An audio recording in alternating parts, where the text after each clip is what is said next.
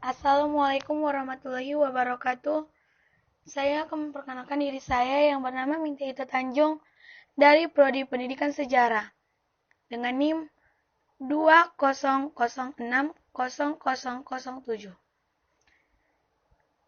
Di sini saya akan menjelaskan proses perkembangan kolonialisme dan imperialisme Barat.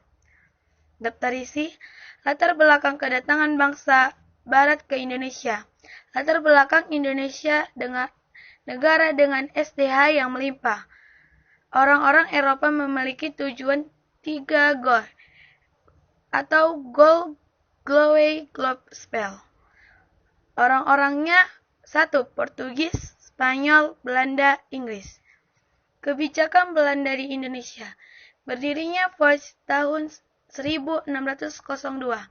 Tujuan berdirinya Voyage 1. Menciptakan persaingan yang sehat antara perdagangan Belanda. 2. Memperkuat kedudukan Belanda dan perang. 3. Membantu Belanda melawan Spanyol. Voyage semakin kuat karena adanya hak oktroyi. Kepemimpinan Voyage di Indonesia.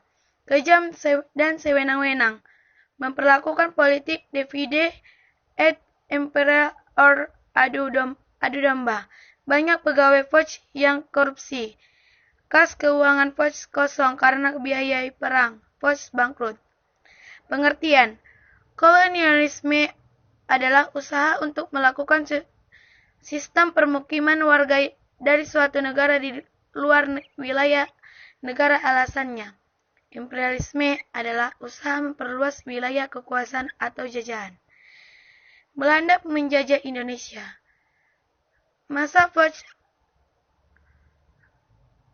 atau Winsney ou Indihoch Cukne. Masa Voyage berkuasa di Indonesia disebut masa Kompeni. Tujuan didirikan Voyage. 1. Menghindari persaingan tidak sehat antara perdagangan Belanda. 2. Memperkuat kedudukan Belanda dalam persaingan dengan perdagangan Eropa dan Asia. Membantu pemerintah Belanda dalam menghadapi Spanyol. Belanda menjajah Indonesia. Pemerintah Belanda memberi hak khusus dan kekuasaan yang luas kepada Voyage. Hak Voyage antara lain monopoli perdagangan di daerah antara Tanjung Harapan dan Serikat Magelanus termasuk Indonesia. 2. Boleh mengadakan perjanjian dengan kerajaan setempat. 3. Membentuk angkatan perang sendiri. 4. Membuat mata uang sendiri. 5. Mengangkat pegawai yang dibutuhkan. 6. Berhak mengumumkan perang. 2. Tindakan Voyage. Gubernur Jenderal pertama Voyage, Pieter Both, 1610 sampai dengan 16.140 berkuasa di Jayakarta. Hubungan dagangan semula lancar berubah berburuk setelah Voyage dipimpin oleh Gubernur Jenderal Jan Pieter-John Chon dengan tahun 1619 sampai 1623 dan 1627 sampai dengan 1629 terbentuknya pemerintahan kolonial. Pada abad ke-18, Voyage mengalami kemunduran ditandai dengan kondisi keuangan yang merosot sampai mengalami kebangkrutan. Penyebab kemunduran Voyage. 1. Banyaknya pegawai yang korupsi. 2. Rendahnya kemampuan Voyage dalam memantau monopoli perdagangan. 3. Perkawinan rakyat secara terus-menerus berbagai daerah di Indonesia. Pada 31 Desember 1799, Voyage resmi dibubarkan. Seluruh kekuasaan diambil oleh pemerintahan Belanda. Ketika Voyage mengalami krisis dana di benua Eropa sedang kebingungan, Perang koalisi tahun 1792 sampai dengan 1793. Prancis di bawah pimpinan Monopoli dapat mengalahkan Australia, Rusia, Inggris, Spanyol, Sardinia, Belanda. Setelah itu, Belanda diambil alih oleh Prancis. Bentuk pemerintahan kerajaan pun diubah ke dalam bentuk republik dengan sama, Botowitz Republik, Republik atau Republik Bataaf. Pemerintah Belanda mengangkat gubernur jenderal yang berkuasa di Indonesia. Lahirlah pemerintah kolonial Indo-Belanda di Indonesia. Masa Netherlands tahun 1808 sampai dengan 1811.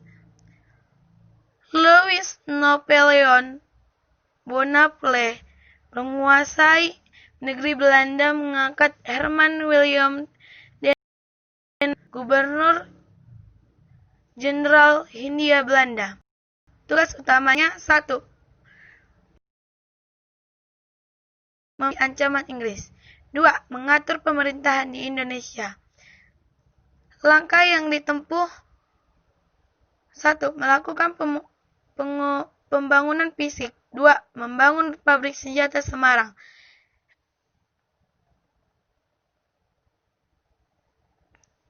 Membangun benteng pertahanan.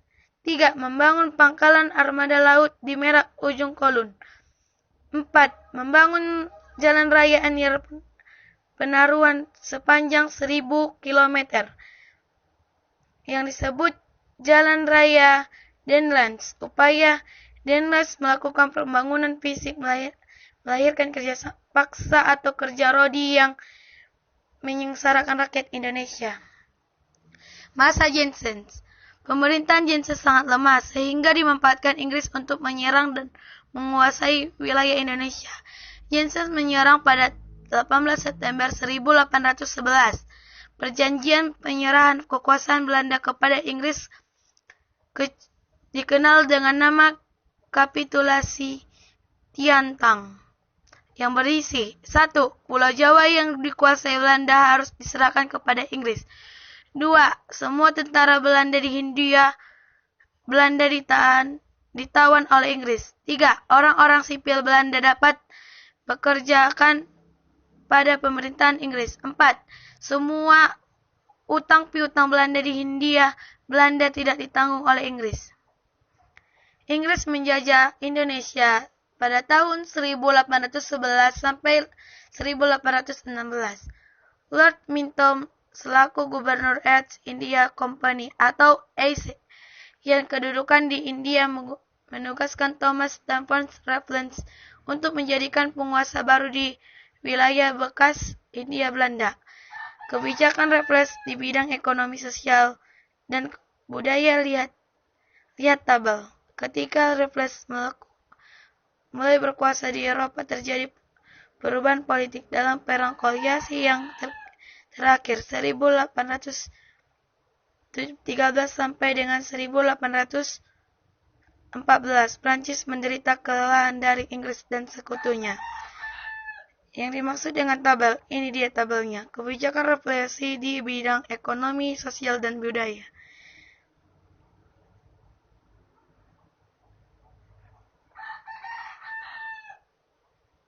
Bidang ekonomi memperlakukan sistem pungut sewa tanah. 2. Mewajibkan petani membayar sewa tanah dalam bentuk uang. 3. Pungutan pajak tanah untuk semua hasil penanam sawah. 4.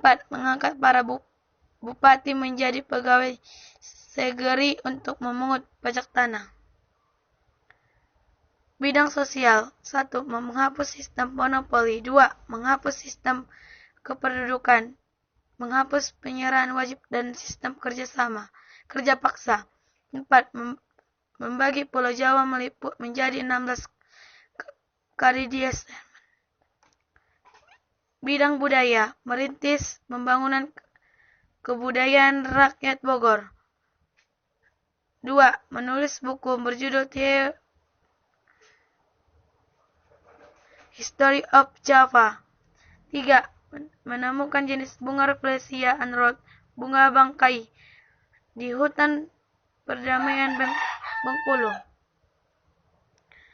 Kolonial Belanda berkuasa kembali di Indonesia. Konvensi London tahun 1814. Pemerintah Belanda berkuasa kembali meskipun kondisi ekonomi Belanda masih sangat lemah karena kas keuangannya dalam keadaan kosong. Penyebabnya adalah banyaknya utang luar negeri negara Belanda, besarnya pengeluaran biaya perang di Eropa maupun di beberapa daerah di Indonesia seperti perang di Diponegoro yang berkuasa menguras kas negara Belanda. Cukup sekianlah presentasi saya, kurang dan janggalnya saya mohon maaf. Selebihnya bisa kita baca di sini. Saya akan mengakhiri dengan salam. Assalamualaikum warahmatullahi wabarakatuh.